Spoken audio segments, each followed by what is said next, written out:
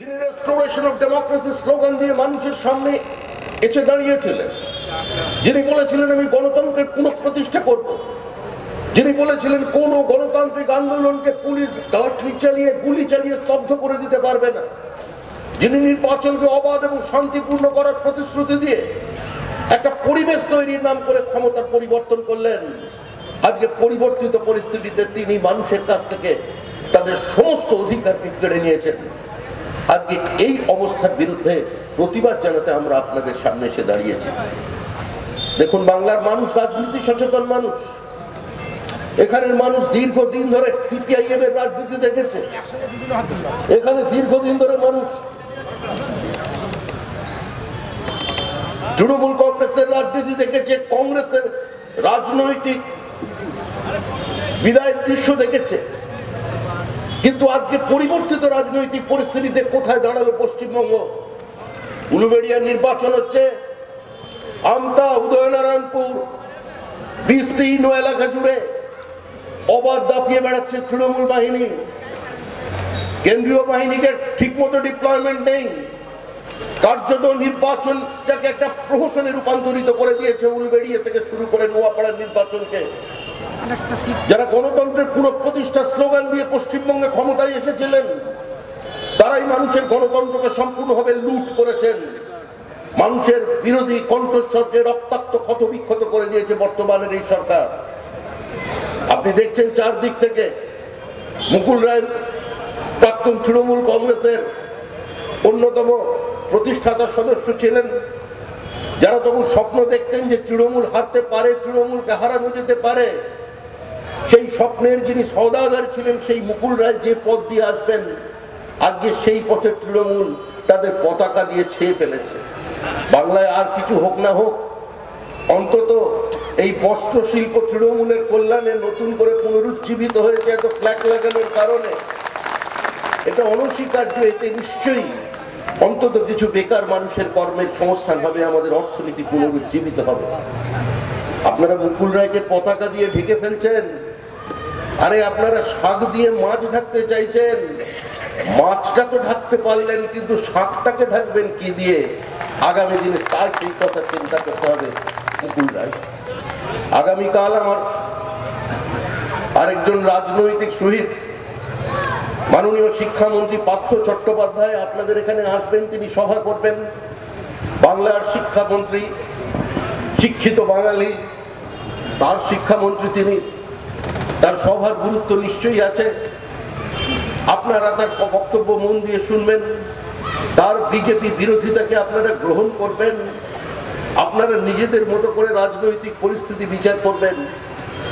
2011 সালে পরিবর্তনের পর পার্থ চট্টোপাধ্যায় ছিলেন রাজ্যের শিল্পমন্ত্রী। আমরা সবাই আশা করেছিলাম উনি নিজের ওজন কমাবেন, শিল্পের ওজন বাড়াবেন। উনি আমাদের সামনে দাঁড়িয়ে বলে গিয়েছিলেন 1,82,000 কোটি টাকার বিনিয়োগ আসছে পশ্চিমবঙ্গে। 1,82,000 থেকে 1,90,000 কোটি টাকার বিনিয়োগ তিনি মানুষের সামনে তুলে ধরলেন যে বাংলার মাটিতে আসছে। বাংলার মানুষ এতে অভ্যস্ত আছেন, কারণ এর আগে বারবারই জ্যোতি বসু চলে যেতেন লন্ডনে, জ্যোতিবাবু চলে যেতেন আমেরিকায়, জ্যোতিবাবু তার যৌবনের ক্রীড়াভূমি ইউরোপে। ফিরে এসে বামপন্থীরা আপনাদের সামনে দাঁড়িয়ে বলতেন ডলার আসছে, ইয়েন আসছে, পাউন্ড স্টার্লিং আসছে, ডয়েশ মার্ক আসছে, বাংলার উন্নয়নের কর্মযজ্ঞ শুরু হবে। আমরা সেই দিনগুলোর কথা ভুলে যাইনি, যেদিন বড় বড় করে সিপিআইএম দেওয়ালে লিখত হলদিয়া পেট্রোকেমিক্যাল আত্মমর্যাদার প্রতীক। যেদিন তারা দেওয়ালে লিখতেন শুনে রাখো দিল্লির শহর রক্ত দিয়ে গড়ব মোরা বক্রেশ্বর। সেই বক্রেশ্বরের জন্য রিক্সাওয়ালার চালক থেকে শুরু করে অফিসার পর্যন্ত, অফিসার থেকে অধ্যাপক পর্যন্ত তোলার চাঁদার টাকা কোথায় গেছে জ্যোতিশ্বরের তার কোনোদিন হিসাব দিয়ে বাংলার মানুষের সামনে যাননি। শুনে রাখো দিল্লির শহর রক্ত দিয়ে গড়ব মোরা বক্রেশ্বর। বক্রেশ্বরের তাপ বিদ্যুৎ কেন্দ্র নিয়ে বাংলায় রাজনীতি আপনারা দেখেছেন, কিন্তু 1,92,000 কোটি টাকার বিনিয়োগের প্রতিশ্রুতি, তার মধ্যে 82,000 কোটি টাকার কেন্দ্রের রুটিন ইনভেস্টমেন্ট। কোন শিল্প বাংলায় এসেছে? পার্থবাবু আজকে আর শিল্পমন্ত্রী নেই, তাকে ওখান থেকে হালকা করে অনুরাগের ছোঁয়া দিয়ে সরিয়ে দিয়েছেন দিদি, সেখানে জায়গা করে নিয়েছেন অমিত মিত্র। অমিতবাবু এসে আবার বিনিয়োগের পরিমাণ আরো উঁচু করে দেখিয়েছেন। কিছুদিন আগে বলতেন বিএমডব্লিউ এর কারখানা হবে, তারপরে শুনলাম বোয়িং এয়ারক্রাফট তাদেরও নাকি কিছু যন্ত্রাংশ তৈরি হবে পশ্চিমবঙ্গে। প্রত্যেক দিন নিত্য নতুন বিবৃতি। Bengal means business, do it now, destination Bengal, business summit, একটার পর একটা মানুষের করের টাকা খরচা করে, আমার আপনার দরিদ্র মানুষ, সাধারণ মানুষের দেহ করের টাকাকে খরচা করে বিজনেস সামিট তৈরি হচ্ছে। বাংলার মাটিতে কত টাকা বিনিয়োগ হয়েছে শ্বেতপত্র প্রকাশ করে আজ পর্যন্ত এ রাজ্যের কোনো মুখ্যমন্ত্রী মানুষের সামনে জানাতে পারেননি।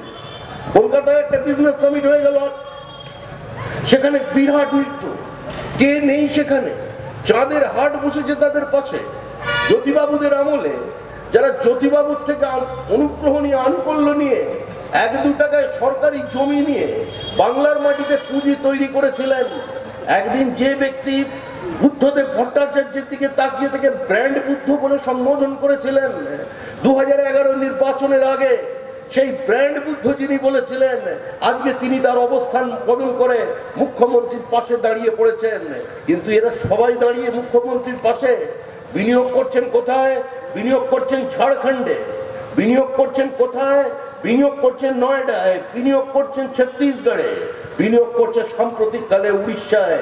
আজকে এ রাজ্যে কোনো বড় বিনিয়োগ নেই। এ রাজ্যের শিল্পপতিরা ভিন্ন রাজ্যে পুঁজি সরিয়ে নিয়ে যাচ্ছেন। অর্থনীতির ভাষায় একে বলে ফ্লাইট অফ ক্যাপিটাল। এই ফ্লাইট অফ ক্যাপিটালকে রোধ করবার জন্য পশ্চিমবঙ্গ রাজ্য সরকারের হাতে কোথাও কোনো ব্যবস্থা নেই। কি হবে আপনাদের ভবিষ্যৎ? আজকে যারা নোয়াপাড়ায় বুট লুট করছেন, আজকে যারা উলুবেড়িয়ায় বুট লুট করছেন, আজকে যারা বিভিন্ন বিরোধী রাজনৈতিক দলের কর্মীদের উপর আক্রমণ করছেন, আজকে যারা এই হরিণঘাটায় বিভিন্ন সমবায় নির্বাচনে আজকে মানুষের অধিকারকে, মানুষের সত্তাকে লুট করেছেন, তারা তাদের অন্য কারোর অধিকারকে, বিজেপির অধিকারকে লুট করেননি।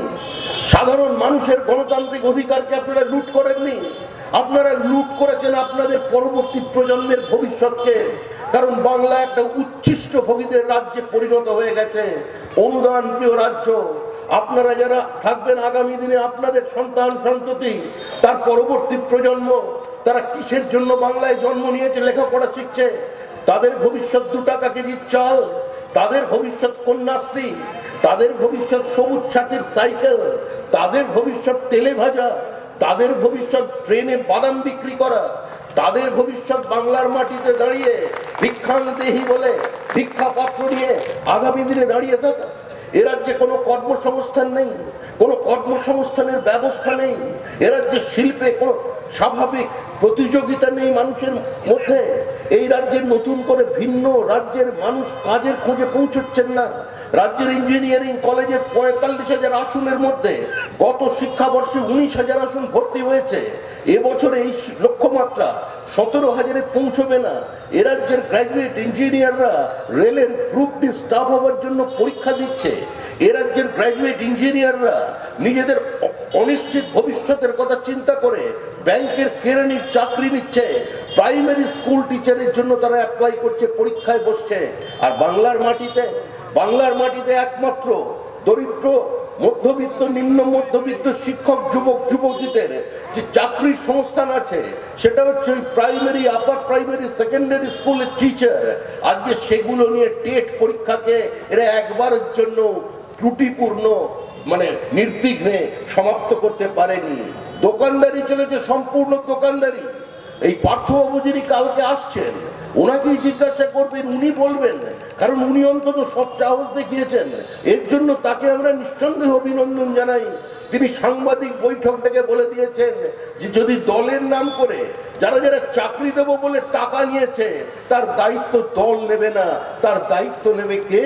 তার দায়িত্ব নেবে যে টাকা নিয়েছে সেই ব্যক্তি নিজে। অর্থাৎ চিন্তা করুন বাংলার রাজনৈতিক পরিস্থিতি। রাজ্যের মুখ্যমন্ত্রী 2011 সালে মুখ্যমন্ত্রী হবার পর প্রকাশ্য জনসভায় দাঁড়িয়ে বললেন, আমরা চাঁদা তুলি না, আমি ছবি বিক্রি করে আমি রাজনীতি করেছি, আমার নাম করে যদি কেউ টাকা তোলেন তাহলে একটা টাকাও কেউ কাউকে দেবেন না। আমার দল কোথাও চাঁদা তোলেন না, আপনারা কাউকে চাঁদা দেবেন না তৃণমূল কংগ্রেসের নামে। একথা বলছেন মুখ্যমন্ত্রী। অর্থাৎ মুখ্যমন্ত্রী বলছেন যে তার দলের লোকেরা বিভিন্ন জায়গায় শাসক দলের ক্ষমতায় থেকে টাকা তুলছেন, তিনি তার প্রতিবাদ করলেন। আর রাজ্যের তার নাম্বার 2, এখন যিনি নাম্বার 2 বলে মনে হচ্ছে আমাদের আর কি, মানে আমাদের নেতা দ্বৈতপতি পার্থ চট্টোপাধ্যায়, একাধারে উনি শিক্ষামন্ত্রী, অন্য ধারে মহাসচিব। সেই মহাসচিব এবং শিক্ষামন্ত্রী তিনি বলছেন কি যে টাকা যদি কেউ নিয়ে থাকে তার দায়িত্ব দল নেবে না, তার দায়িত্ব নিতে হবে সেই ব্যক্তিকে। অর্থাৎ তিনিও স্বীকার করছেন যে তার দলের কর্মীরা পশ্চিমবঙ্গের বিভিন্ন প্রান্তে চাকরি দেবার নাম করে টাকা নিয়েছে। এই রাজনৈতিক দলের ভবিষ্যৎ কি? দাঁড়িয়ে মানুষ বলছেন যে সিন্ডিকেট বরদাস্ত করা হবে না, প্রমোটারদের দলে থাকতে দেওয়া হবে না। আর এই রাজ্যেরই একটি কর্পোরেশনের মেয়র, সেই কর্পোরেশনের মেয়র এবং বিধায়ক তিনি দাঁড়িয়ে বললেন প্রকাশ্যে, যদি সিন্ডিকেট না থাকে তাহলে পশ্চিমবঙ্গের সরকার থাকবে না, তৃণমূল কংগ্রেস থাকবে না। একবারের জন্য এই সব কথা কেউ তার বিরুদ্ধে প্রতিবাদ করেননি। যেদিকেই দেখবেন সেদিকেই তাকাবেন উন্নয়ন, উন্নয়নের জোয়ারে প্লাবিত হয়ে গেছে গোটা পশ্চিমবঙ্গ। যেদিকেই দেখবেন সেদিকেই কাট আউট। এই কাট আউটে যে ছড়িয়ে পড়েছে সর্বত্র, এই কাট আউটে যেখানে দেখবেন সেখানে তিনি বিরাজমান। জলে স্থলে রণে বনে জঙ্গলে সর্বত্র তিনি বিরাজমান। আর আমাদের যিনি মুখ্যমন্ত্রী তিনি সব পারেন। তিনি জল তরঙ্গে তবলার আওয়াজ বার করতে পারেন, তিনি বিকেলে ভোরের ফুল ফুটিয়ে দিতে পারেন। তাই তিনি পারেন না এমন পশ্চিমবঙ্গে কোনো কাজ নেই। মোদির নোটবন্দি, আগামী দিনের দুর্ভিক্ষ, সর্বনাশ হবে পশ্চিমবঙ্গের, সর্বনাশ হবে ভারতবর্ষের। চরম চক্রান্ত করেছে বিজেপি, নোটবন্দি করে সর্বনাশ করে দিয়েছে সারা দেশের মানুষকে।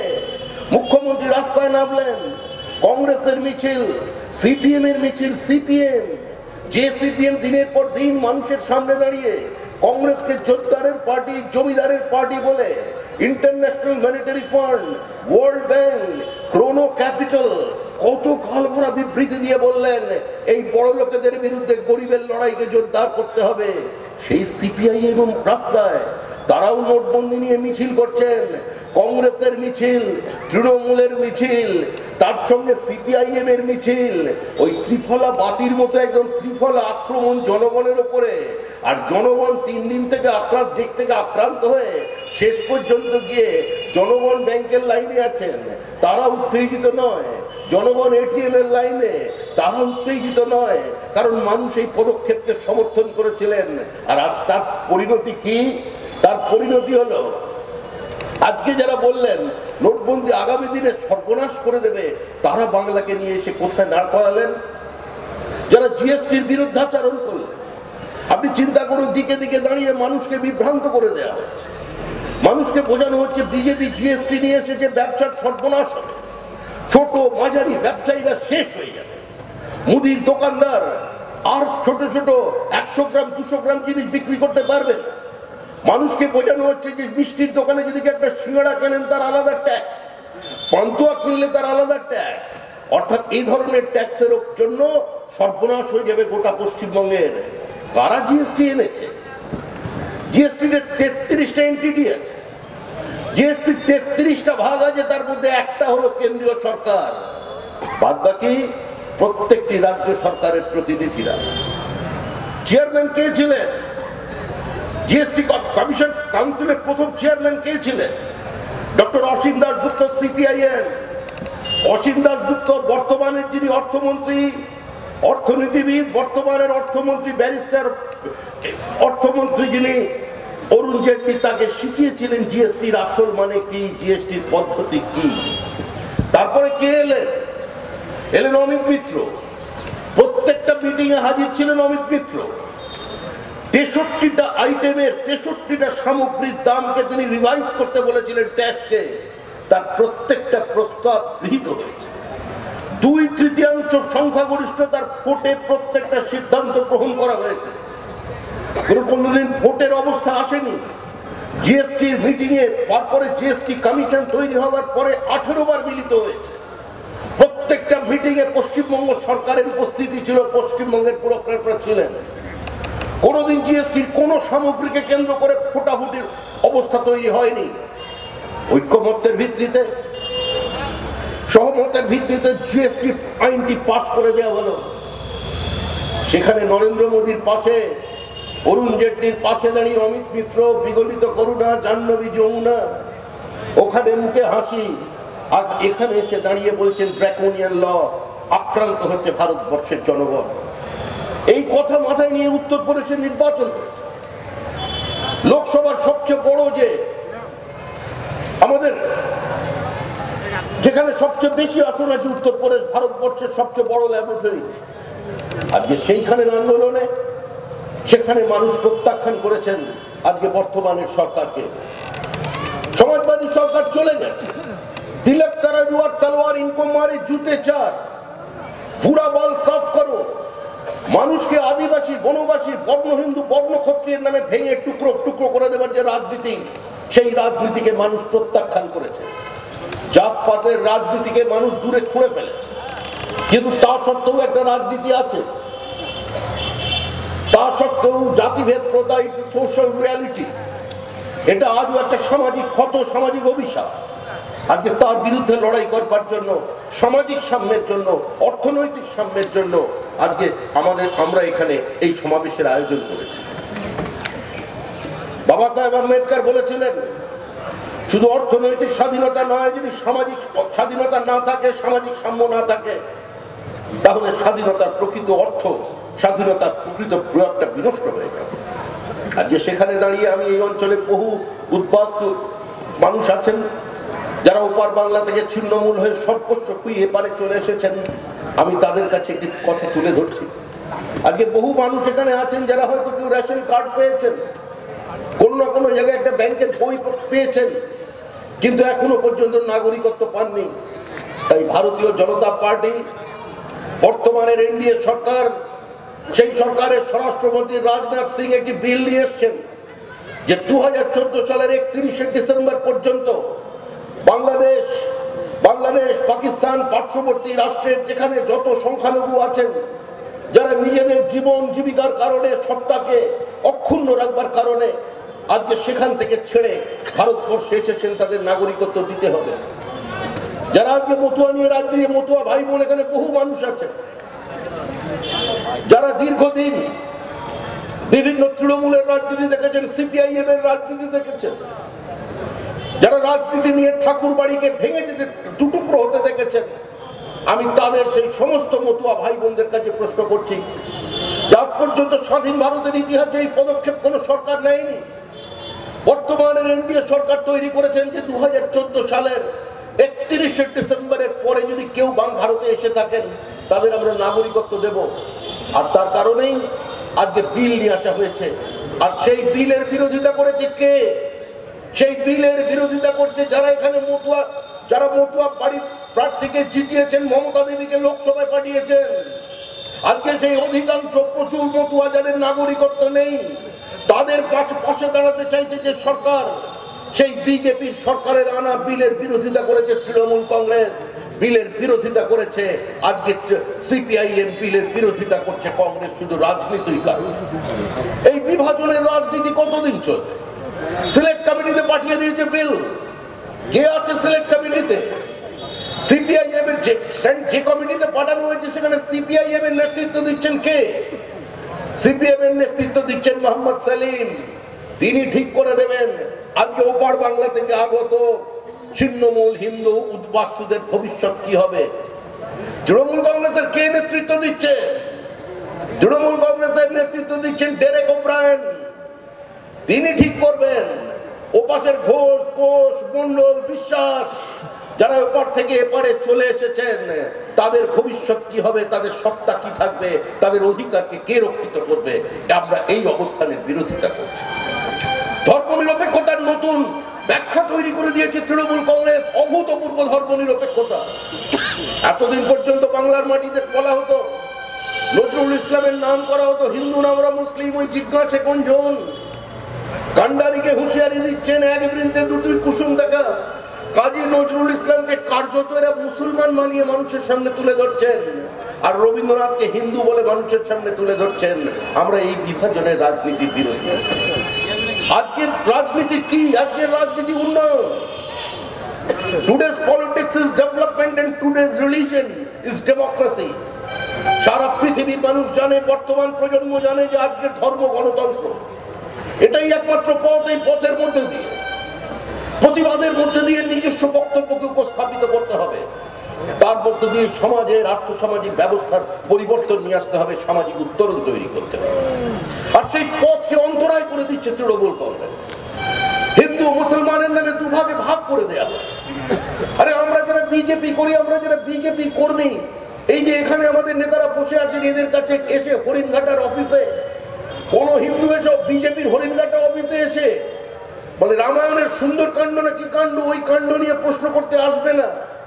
লক্ষণের চরিত্রের বিশ্লেষণ কেউ আমাদের হরিণঘাটার সভাপতির কাছে জিজ্ঞাসা করবে না।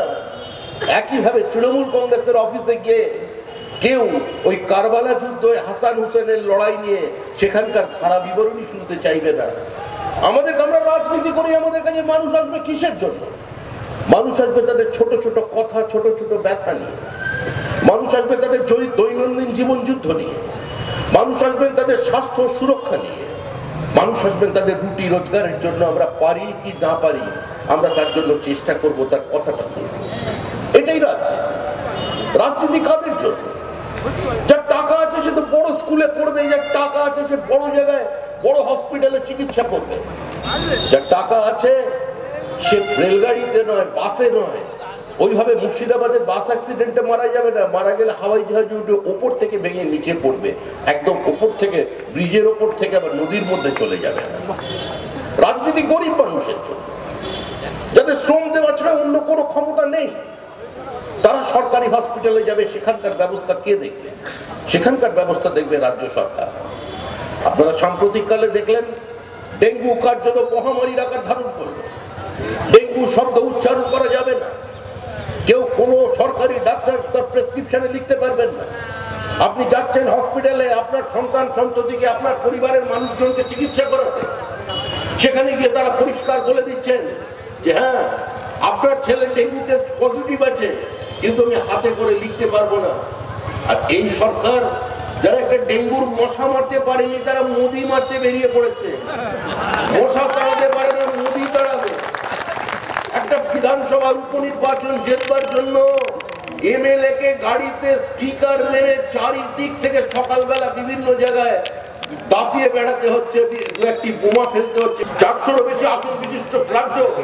উত্তরপ্রদেশে নির্বাচন হলো, আমাদের এখানে এক একটা কেন্দ্রে ভোটের সংখ্যা 2,70,000, 2,75,000। উত্তরপ্রদেশের এক একটা কেন্দ্রে ভোটের সংখ্যা হচ্ছে 4,30,000, 4,10,000। সেখানে কোনো জীবনহানি নেই, সংঘর্ষ নেই, বুথ দখল নেই, রিগিং নেই, ছাপ্পা ভোট নেই। রাহুল গান্ধী ছিলেন হিমাচলে, ঠান্ডা জায়গা, ভালো জায়গা। হিমাচলে ক্ষমতায় ছিল কংগ্রেস। বললেন বহুদিন আপেল খেতে খেতে ক্লান্ত, মুখের স্বাদ বদলাতে হবে, তাই মায়ের জন্য যাচ্ছি কচ্ছের রণে।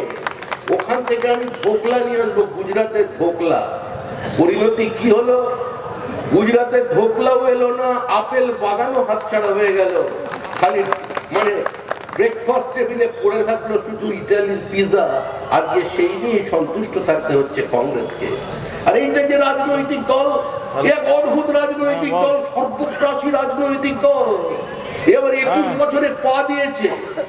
21 বছরে পা দিয়েছে 2018 সালের 1 জানুয়ারি। 1998 সালে কংগ্রেসের গর্ভ থেকে জন্ম নিয়েছিল প্রচন্ড গর্ভ যন্ত্রণা। কংগ্রেসের তখন কংগ্রেসের সন্তান প্রসব করেছিল একটা বর্ণময় একটা কংগ্রেস মঞ্চ। আর তার মধ্যে একজন দুরন্ত শিশু জন্ম নিল, তৃণমূল কংগ্রেস। তার ভাইমার নাম কি? ভাইমার নাম হচ্ছে মুকুল রায়। এসে গেছেন একটু পরেই মঞ্চে আসবে। তিনি লেবার রুমে কংগ্রেসের যখন পেন উঠেছিল তখন উনি ওই স্ক্রিনটা কেটে দিয়েছিলেন। তিনি নিয়ে এসেছেন এই সন্তানকে। পরিস্থিতি কি ছিল চারিদিকে? তখন পরিস্থিতি ছিল কংগ্রেস ক্ষমতা থেকে চলে যাচ্ছে, বিজেপি ক্ষমতায় আসছে। দেশের একটি সংবাদপত্রে বড় বড় করে বিজ্ঞাপন নয়, এডিটোরিয়াল কলাম বেরোলো, একটা মানুষ যার জন্য গোটা জাতি প্রতীক্ষা করে আছে, সেই অটল বিহারী বাজপেয়ী। সারা দেশের কংগ্রেস বিরোধী হাওয়া, সারা দেশে অটল বিহারী বাজপেয়ীর সেই প্রবল জনসম্মোহিনী ক্ষমতা। সেই অদ্ভুত রাজনৈতিক পরিস্থিতিতে জন্ম নিল তৃণমূল কংগ্রেস। আর আজকে 21 বছর বয়স হয়ে গেছে, এখন তো একদম বিবাহ পাত্র, বিবাহযোগ্য পাত্র, এবার বিয়ে করতে পারে অফিসিয়ালি, কেউ কিছু বলতে পারবে না। পালানোর কোনো দরকার নেই, সরাসরি মালা বদল করে নিতে পারবে। কিন্তু এই ছেলের প্রবল খিদে, চট করে কেউ এদের নিতে চাইছে না। এদের প্রবল খিদে, চারদিকে সবকিছু খেয়ে ফেলছে।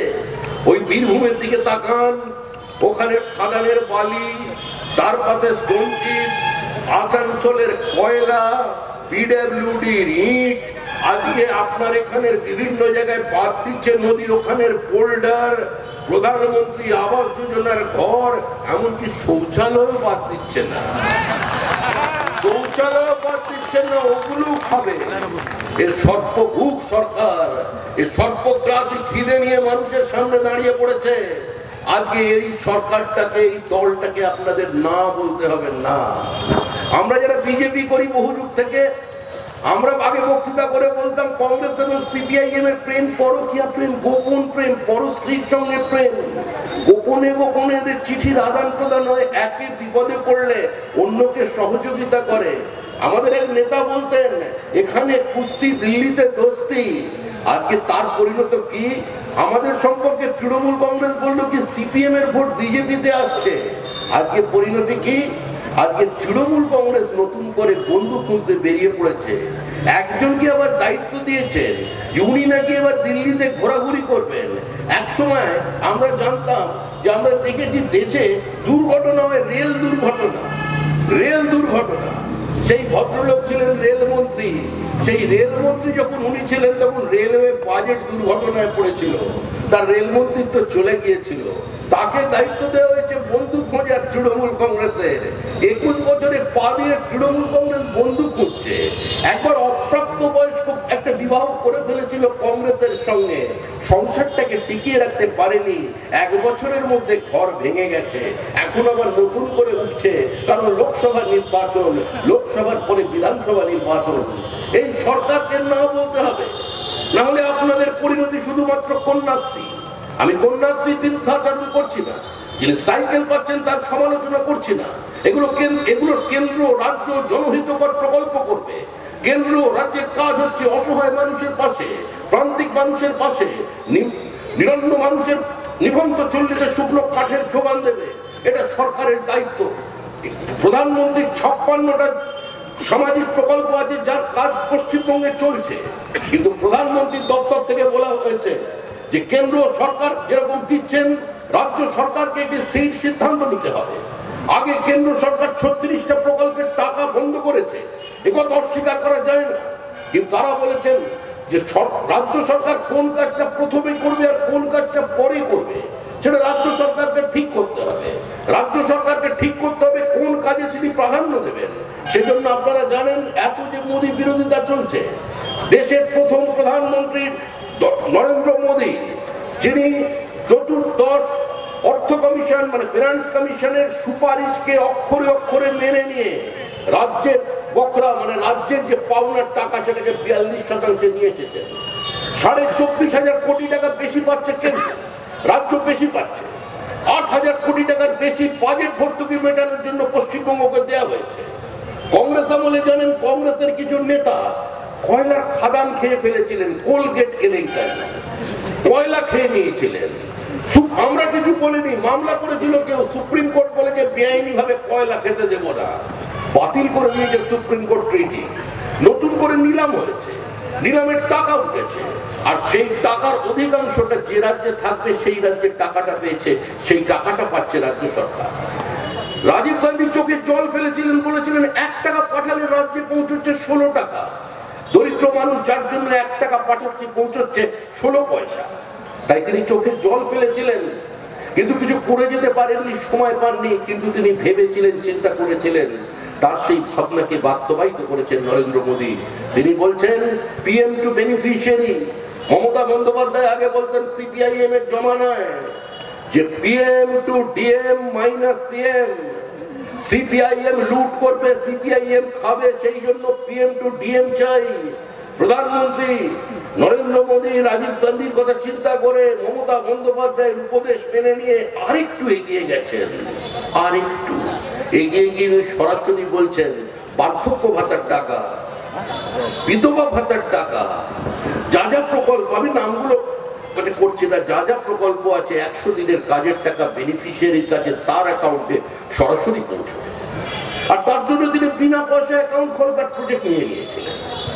দেশের 3,30,00,000 মহিলা যারা কাঠের আঁচে রান্না করতেন, কাঠ পুড়িয়ে রান্না করতেন, তাদের বিনা পয়সায় উজালা যোজনার মাধ্যমে গ্যাসের ব্যবস্থা করে দিয়েছেন। এই পদক্ষেপ নিয়েছেন নরেন্দ্র মোদী। কিন্তু বর্তমানের সরকার বলছে, আমাদের রাজ্য সরকার মা মাটি মানুষের সরকার বলছে, উন্নয়নের সরকার বলছে যে না, আমরা আগে নাকি ভয়ে ছিলাম, আমরা ভীত ছিলাম, এখন আমরা আনন্দে আছি, তাই এখন তোমরা সিনেমা দেখতে যাও, তোমরা থিয়েটার দেখতে যাও, যাত্রা দেখতে যাও, ফুচকা খেতে যাও, তোমরা এখন আনন্দ করো। আর চারিদিকে উৎসব চলেছে। তার জন্য এই সরকার একটা নতুন সরকার হিসেবে নিজেদের তৈরি করেছে, যে সরকারটা হচ্ছে খেলা মেলা উৎসবের সরকার। একদিকে বলছেন নোট বাতিল সর্বনাশ করছে, যখন নোট বাতিল নিয়ে মুখ্যমন্ত্রী বিবৃতি দিচ্ছেন, মুখ্যমন্ত্রী কলকাতার রাজপথে হাঁটছেন, তৃণমূল কংগ্রেস বিভিন্ন জায়গায় গিয়ে প্রতিবাদে আন্দোলন করছেন, নরেন্দ্র মোদী কুশপুত্তলিকা চালাচ্ছেন, ঠিক একই সময় নোটের এত অভাব থাকা সত্ত্বেও কলকাতা মহানগরের বুকের ওপরে তৃণমূল কংগ্রেসের একজন কাউন্সিলর বিরাট উৎসব আয়োজন করলেন। তার নাম হচ্ছে কি পিঠেপুলি উৎসব, খাই খাই উৎসব, একটা নাম দিয়ে ফেলেছেন তো হ্যাংলা। এখন পৌরদের ভোজন রসিক পৌরদের জন্য উৎসব হচ্ছে, মাটি উৎসব। এখন কোন উৎসবের মানুষ থাকবেন, কোন উৎসবের মানুষ থাকবেন না বোঝা উঠে যাচ্ছে না। আর এমন তো হলো শেষ পর্যন্ত রাজ্য থেকে জঙ্গি বেরিয়ে পড়লো। তো সেই জঙ্গির খবর দিল কে? খবর দিল কেন্দ্রের গোয়েন্দা দপ্তর। তারপরে রাজ্য সেখানে পৌঁছলো, রাজ্য গ্রেপ্তার করেছে, নিঃসন্দেহে একটি প্রশাসনিক সাফল্য। কিন্তু এই সরকার আজকে নিরাপত্তা রক্ষা করতে পর্যন্ত ব্যাহত হয়েছে। আমরা বারবার বলেছি বাংলাদেশ থেকে অনুপ্রবেশের কথা, শুধুমাত্র একমাত্র বিএসএফ মিলিটারি অনুপ্রবেশ ঠেকাতে পারবে না, শুধু পুলিশ অনুপ্রবেশ ঠেকাতে পারবে না। আপনাদের এই অঞ্চলের মানুষকে, প্রত্যেকটা রাজনীতি সচেতন মানুষকে দল মতের ঊর্ধ্বে উঠে এই অনুপ্রবেশের বিরুদ্ধে, এই সাইলেন্ট ডেমোগ্রাফিক ইনভেশন মানে জনসংখ্যা দিয়ে নিঃশব্দ ভারত আক্রমণের বিরুদ্ধে সংঘবদ্ধ প্রতিবাদ করে তুলতে হবে।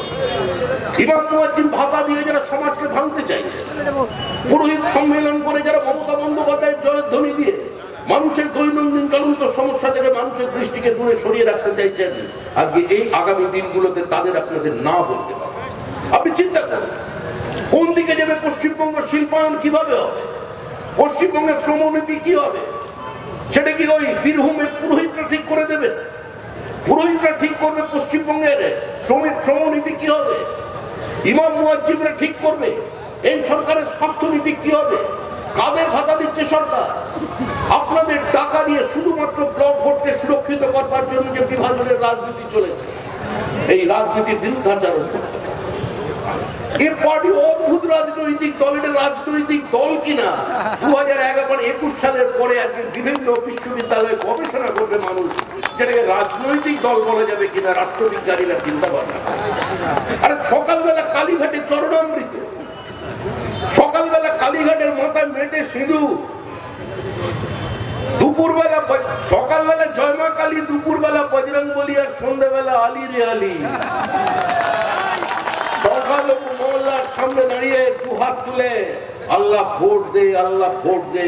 এই রাজনীতি কতদিন চলবে?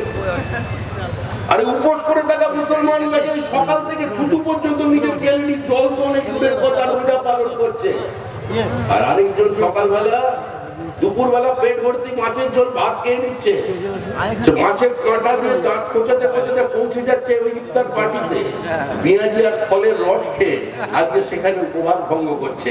এই নাটক কতদিন চলবে? এর বিরুদ্ধাচরণ করতে হবে। বাংলার মানুষের বিভাজন চায় না, এই খেলা মেলা উৎসব চায় না। এই রাজনৈতিক দল কি করতে চায়, বাংলাকে কোথায় নিয়ে যেতে চায়, আপনাদের সিদ্ধান্ত নিতে হবে। আগামী দিনে পঞ্চায়েত নির্বাচন আসছে কয়েকদিন পরে। আপনারা তো দেখলেন আজকে বিধানসভার লোকসভা নির্বাচন দেখছেন, নির্বাচনের নামে তামাশা চলেছে, প্রহসন চলেছে নির্বাচনের নামে। কিন্তু আগামী দিনে পঞ্চায়েত নির্বাচন আসবে, বলা হচ্ছে বিজেপি আবার পার্টি আরে আমাদের সময় 80 দশকে বলা হতো বিজেপি আবার পার্টি আরশোলা আবার পাখি। দুটো আসন ছিল কেন্দ্রে, অটল বিহারী বাজপেয়ী আর লালকৃষ্ণ আদবানিকে দেখিয়ে মানুষ ব্যঙ্গ করে বলতেন বিরোধী নেতারা হাম দো হামারা দো। সেদিনও আমরা বলেছিলাম যে আমরা থাকতে এসেছি, চলে যেতে আসেনি। ভারতবর্ষের মাটিতে কংগ্রেসকে সরিয়ে একক শক্তিতে ক্ষমতা দখল করেছে বিজেপি, দেশের মানুষের আশীর্বাদ দিয়ে। বুথ দখল করতে হয়নি, বুথ ক্যাম্প করতে হয়নি, কারোর আসন ধরতে হয়নি, কারোর কাছে কারোর মাথায় ফেজ টুপি পড়তে হয়নি, মাথায় হিজাব পড়তে হয়নি, হরিনাম সংকীর্তন করতে করতে মানুষের বাড়িতে পৌঁছে যেতে হয়নি। দেশের মানুষ আর্থসামাজিক অবস্থার পরিবর্তনের স্বার্থে আমাদের ভোট দিয়েছেন, আমাদের ভারতবর্ষের পরিচালনা করবার দায়িত্ব দিয়েছেন। সিপিএম একদিন বলতো বামফ্রন্টের বিকল্প উন্নততর বামফ্রন্ট। সেই দুর্দণ্ড প্রতাপ সিপিএম হারতে পারে, সিপিএম কে হারানো যেতে পারে, সিপিএম ক্ষমতা থেকে চলে যেতে পারে, মানুষ বিশ্বাস করতো না। আজকে দেখুন, চারিদিক তাকিয়ে দেখুন, নোয়াপাড়া নির্বাচন দেখুন, বিস্তীর্ণ উলবেড়িয়ার নির্বাচন দেখুন, উলবেড়িয়া উত্তর, উলবেড়িয়া দক্ষিণ, উলবেড়িয়া পূর্বের শহরাঞ্চলের মধ্যে সিপিএম এর কোনো ক্যাম্প অফিস নেই, কোনো ঝান্ডা নেই। কিন্তু এখন নতুন রাজনীতি চলবে বাংলায় কিছুদিন। এখন তৃণমূল কংগ্রেসের সঙ্গে সিপিআইএম এর 21 বছর হয়েছে। তখন তোমার 21 বছর বোধ হয়, আমি তখন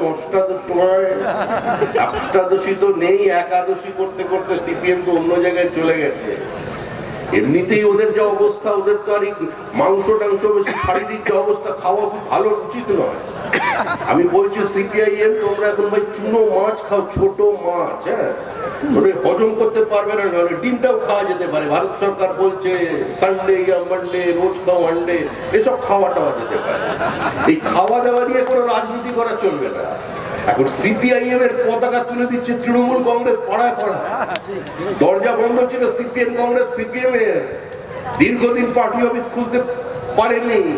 তৃণমূলকে দেখলে তো ভয় আতঙ্কিত হয়ে দরজা বন্ধ করে দিত। সেই তৃণমূল কংগ্রেস যাচ্ছে, অন্ধকারে যাচ্ছে, পৌঁছে যাচ্ছে, বলছে এই এদিকে এসো, এসো না। সিপিআইএম কে ডাকছে, সিপিএম কে ডেকে ময়দানে নিয়ে যে সিপিআইএম এর দরজা খুলে দিচ্ছে, সিপিআইএম এর পতাকা তুলে দিচ্ছে। কারণ বাংলার মাটিতে সিপিআইএম আছে প্রমাণ করতে হবে, বিরোধী ভোটকে ভাঙতে হবে। এই রাজনীতির বিরুদ্ধাচরণ করবার জন্যই আমরা আপনাদের কাছে এসেছি। দেখুন, দীর্ঘদিন ধরে সারা ভারতবর্ষের মানুষ, সারা দেশের বাংলার মানুষ এটা রাজনীতি দেখেছে। অন্যান্য প্রদেশে নির্বাচন হয় বিনা রক্তক্ষয়ের নির্বাচন হয়, অন্যান্য প্রদেশে নির্বাচন হয় বিনা বুথ দখলের নির্বাচন হয়। পুলিশ আক্রান্ত হচ্ছে, পুলিশ ভীত সন্ত্রস্ত হচ্ছে, আমরা পুলিশকে গালাগালি করছি, পুলিশ কি করবে? পুলিশের একদম উপর মহলের কর্তারা যদি আত্মসমর্পণ করে নেয়, নিচে সাব ইন্সপেক্টর, ইন্সপেক্টর, থানার ইনচার্জ কি করতে পারে? এবার তো থানার আইসির যে অবস্থা হবে, তাহলে তো কেউ আইসি হতে চাইবে না, দায়িত্বই নিতে চাইবে না। এখন দেখছেন না, কলেজগুলো কোনো অধ্যক্ষ খুঁজে পাওয়া যাচ্ছে না। তৃণমূল ছাত্র পরিষদের নেতারা মাঝে মধ্যে গিয়ে অধ্যক্ষকে গাল টিপে আদর করে দিচ্ছে। এই ভয়ে, মান সম্মান রক্ষার ভয়ে এবং মারামারি মার খাবার ভয়ে আজকে কেউ অধ্যক্ষ হতে চাইছে না। উত্তরবঙ্গে একটি কলেজে পরীক্ষা চলছিল, পরীক্ষা।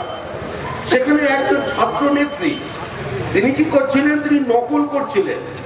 মাস্টারমশাইদের কাগজ অ্যান্সার স্ক্রিপ্ট, মানে উত্তরপত্রটি কেড়ে নিয়ে বাজেয়াপ্ত করে তাকে বার করে দিয়েছে। তিনি সঙ্গে সঙ্গে চলে গেলেন থানায়। থানায় গিয়ে তিনি অধ্যক্ষের বিরুদ্ধে হার ছিনতাইয়ের অভিযোগ আনলেন। পুলিশ আবার এই অভিযোগকে কগনিজেন্সে নিয়ে রেকর্ড করলো। আমরা কোথায় পৌঁছেছি? পুলিশ অসহায়, কি করবে? একটা সময় ছিল যখন চোর ডাকাত পুলিশকে দেখলে পালিয়ে যেত। এখন পুলিশ চোর ডাকাত দেখলে থানার টেবিলের তলায় ঢুকে পড়ছে। এটাই হলো বাংলার প্রকৃত পরিবর্তন। এই পরিবর্তন এসেছে 2011 সালে। এই পরিবর্তনের থেকে আপনাদের বেরিয়ে আসতে, এর মধ্যে থেকেই আপনাদের নিজেদের অধিকার, নিজেদের গণতন্ত্রকে সুরক্ষিত করে নিতে হবে।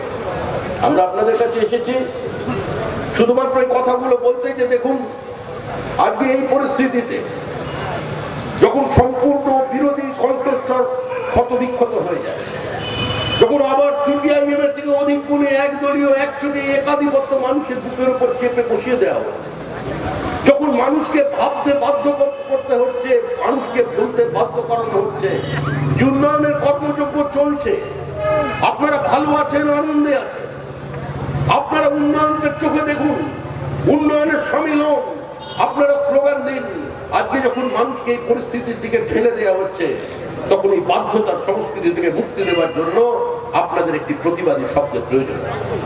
আপনারা কংগ্রেসকে দেখেছেন, দীর্ঘ পথ অতিক্রম করে কংগ্রেস ক্লান্ত, কংগ্রেস শ্রান্ত, কংগ্রেসের বিশ্রামের প্রয়োজন। সারা দেশের মানুষ নির্বাচন এলেই কংগ্রেসকে বিশ্রামে পাঠিয়ে দিচ্ছে। আপনি দেখুন, ত্রিপুরায় বিরোধী শক্তি ছিল কংগ্রেস, সিপিআইএম মিটমিট করে চলেছিল ত্রিপুরায়। সিপিআইএম এর বিদায় আর কংগ্রেসের বিসর্জন শুধু ত্রিপুরা বিধানসভা নির্বাচন সময়ের অপেক্ষা। ওড়িশায় পরিবর্তন সময়ের অপেক্ষা, কর্ণাটকে নির্বাচন। ক্ষমতায় ফিরতে পারবে না কংগ্রেস। যেখানেই নির্বাচন হবে, মানুষ কংগ্রেসকে, এই পরিবর্তনকে মানুষ আজকে প্রত্যাখ্যান করেছে। যারা রাজনীতিতে দুর্নীতির সংস্কারের অনুপ্রবেশ ঘটিয়েছে, যারা ভারতবর্ষের সমস্ত রাজনৈতিক সত্তাগুলোকে ধ্বংস করে দিয়েছে, আজকে তাদের বিরুদ্ধে মানুষ প্রতিবাদ জানিয়েছে। একইভাবে মানুষ সিপিআইএম কে দূরে ছুঁড়ে ফেলে দিয়েছে। উত্তরপ্রদেশে সিপিআইএম 124টা আসনে প্রার্থী দিয়ে নির্বাচনে প্রতিদ্বন্দ্বিতা করেছে। উত্তরপ্রদেশের বিধানসভা নির্বাচনে 124টা আসনে সিপিএম প্রার্থী দিয়েছিল। আপনারা এখানে যারা বসে আছেন প্রত্যেকে জানেন, একটা প্রার্থী দাঁড়াতে গেলে একজন প্রপোজাল লাগে, একজন সেকেন্ডার লাগে, প্রস্তাবক লাগে এবং তার সমর্থক লাগে একজন। অর্থাৎ 124টা প্রার্থী দাঁড় করাতে গেলে মানুষ লাগে কটা? 372 জন লোক লাগে, তবে 124 জন গিয়ে মনোনয়নপত্র দাখিল করতে পারে। আর উত্তরপ্রদেশের বিধানসভা নির্বাচনের ফলাফলের সংখ্যা জানেন কত? 124 জন প্রার্থী, যারা দুনিয়ার মজদুরকে, মেহনতি মানুষের ঐক্যকে জোরদার করে সাম্যবাদের সর্বরাজ্যে প্রতিষ্ঠা করবার রাজনীতি করে চলেছে 1928 সাল থেকে। সেই প্রমোদ দাসগুপ্তের পার্টি, হরেকৃষ্ণ কুমারের পার্টি, সেই তাদের পার্টি 124টা আসনে প্রার্থী দিয়ে ভোট পেয়েছে 216টা। অর্থাৎ যে পার্টির কর্মী সমর্থক তো অনেক দূরের কথা, পার্টির প্রার্থী, পার্টির প্রপোজার, সেকেন্ডাররা তাদের ভোট দিচ্ছে না।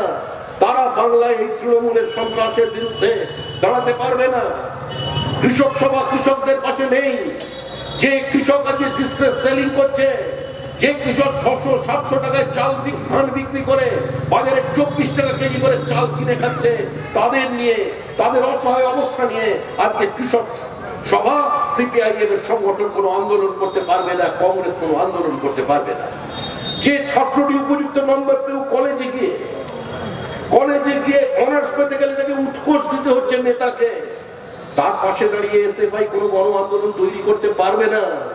এই অসংগঠিত শ্রমিকদের জন্য, দরিদ্র মানুষের জন্য, কারখানায় কাজ হারানো মানুষের জন্য, যারা শ্রম দিতে চাইলেও শ্রম নেবার মতো যাদের জায়গা নেই, তাদের পাশে যদি কেউ থাকে, সে থাকবে ভারতীয় জনতা পার্টি। আপনারা নন্দীগ্রামের আন্দোলন দেখলেন, সিঙ্গুরের আন্দোলন দেখলেন, পরিণতি দেখলেন, বুদ্ধদেব ভট্টাচার্যদের অদূরদর্শিতা আর তৃণমূল কংগ্রেসের অপরিণামদর্শিতা, হঠকারী সিদ্ধান্ত আজকে বাংলার মাটিতে একটা শিল্প সম্ভাবনার মৃত্যু ঘটিয়ে দিল। কৃষক তার জমি ফেরত পেয়েছে, কিন্তু জমি তার ফসল ফেরত পায়নি। একটা বন্ধা অবস্থা তৈরি হয়ে গেছে গোটা সিঙ্গুর জুড়ে। এই পরিস্থিতির পরিবর্তন চাই, আর এই পরিস্থিতির পরিবর্তন করতে পারে একমাত্র বিজেপি। একমাত্র বিজেপি পারে এদের বিরুদ্ধে, এদের এই আগ্রাসী রাজনীতির বিরুদ্ধে, এদের তোষামদের বিরুদ্ধে, এদের বিভাজনের বিরুদ্ধে, মানুষের গণতান্ত্রিক অধিকারকে লুট করবার বিরুদ্ধে বাংলার মাটিতে প্রকৃত প্রতিরোধ গড়ে তুলতে। আর এই প্রতিরোধ শুধু একটা রাজনৈতিক দলকে তৈরি করলে হবে। আপনাদের ভবিষ্যৎ প্রজন্মের স্বার্থে, আপনাদের সন্তান সন্ততিদের স্বার্থে কোন অবরোধ গড়ে তুলতে হবে তৃণমূল কংগ্রেসের সামনে। তৃণমূলকে না বলতে হবে না, শুধু একটাই শব্দ, নো, না। তৃণমূল কংগ্রেস আর নয়, তৃণমূল কংগ্রেসকে না বলুন। আর যারা একটু ভালোবাসে, বন্ধুত্বের সম্পর্ক যদি থাকে, তাহলে না না না না না রে এভাবেও বলে ফেলতে পারে, কিন্তু না বলতে হবে। অনেকদিন হয়েছে না, আর তৃণমূল কংগ্রেস চলবে না, আর তাদের এই রাজনীতি চলবে না। এই রাজনীতির অর্থ কিছু মানুষ হুড়ুর করে মোটরসাইকেল নিয়ে চলে যাবে, কিছু বিরাট বিরাট কাট আউট তৈরি করে ফেলবে। এর অর্থ রাজনীতি নয়। রাজনীতির অর্থ বুথ দখল নয়, রাজনীতির অর্থ যে বিজেপি তৃণমূলের বিরুদ্ধে কুৎসা করবে, বিজেপি তৃণমূলের ব্যক্তি আক্রমণ করবে, মমতা বন্দ্যোপাধ্যায়ের বিরুদ্ধে অশালীন ভাষা ব্যবহার করবে, পার্থ চট্টোপাধ্যায়ের সম্পর্কে কোনো ঘৃণ্য মন্তব্য করবে, এটা রাজনীতি নয়। আমরা পথের সমর্থক নই। রাজনীতির অর্থ কি? রাজনীতি একটা মূল্যবোধের সঙ্গে একটা মূল্যবোধের লড়াই, একটা মতাদর্শের সঙ্গে একটা মতাদর্শের লড়াই, একটা কর্মসূচির সঙ্গে আর একটা পাল্টা কর্মসূচি নিয়ে বিতর্ক। আজকে বাংলার সামগ্রিক রাজনৈতিক পরিস্থিতি যেখানে বিনষ্ট হয়েছে, মানে নিজ পলিটিক্যাল পার্টি তারা যখন দিগ্ভ্রান্ত হয়ে যাচ্ছে, দল বদল যেন নিত্য নৈমিত্তিক ঘটনা হয়ে গেছে, পলিটিক্যাল ফিলোসফি দাঁড়িয়েছে জো জিতাবো সিকান্দার। আজকে যে কোনো মূল্যে জিততে হবে এবং তার জন্য যে কোনো পন্থা অবলম্বন করে জিততে হবে। এই রাজনৈতিক সংস্কৃতির বাইরে বাংলার মানুষকে বেরিয়ে আসতে হবে, না হলে আমাদের কোনো ভবিষ্যৎ নেই। কারণ আইন শৃঙ্খলার পরিবেশ যদি ঠিক না থাকে, দেশে ভিন্ন প্রান্তে ভিন্ন বার্তা যাবে, আইন শৃঙ্খলার যদি অবনতি হয়, রাজ্যের নতুন বিনিয়োগ হবে না, রাজ্যে সাম্প্রদায়িক সংঘর্ষ বাড়ছে, একটার পর একটা পশ্চিমবঙ্গে ঘটনা বাড়ছে। রাজ্য সরকার ঠিক করে দেবে না কখন বিসর্জন হবে আর কখন তাজিয়া বেরোবে। এগুলো ঠিক করতে হবে সাধারণ মানুষকে, ঠিক করতে হবে সমাজকে। হিন্দুরা যারা দুর্গাপুজো করেন তারা ঠিক করবেন কিভাবে বিসর্জন দেবেন, কিভাবে সমন্বয় সাধন করবেন, এটা তার দায়িত্ব। যেখানে হিন্দু সংখ্যাগরিষ্ঠ আছে সেটা হিন্দুর দায়িত্ব, আর যেখানে মুসলমান বেশি আছেন যে পড়ায় তারা তাদের দায়িত্ব হচ্ছে সেখানে হিন্দুর স্বার্থ কি করে রক্ষিত হয়। আপনাদের আজান, আপনাদের তাজিয়া বেরোলে অন্যের যদি কারোর অসুবিধা না হয় সেটা দেখবার দায়িত্ব আপনার, কোনো সরকারের নয়। আজকে এই সরকারি দায়িত্ব তুলে নিয়ে বিভাজন তৈরি করে দিচ্ছে। আমরা এই তোষামদের, এই তোষণের বিরুদ্ধে আমরা কথা বলছি।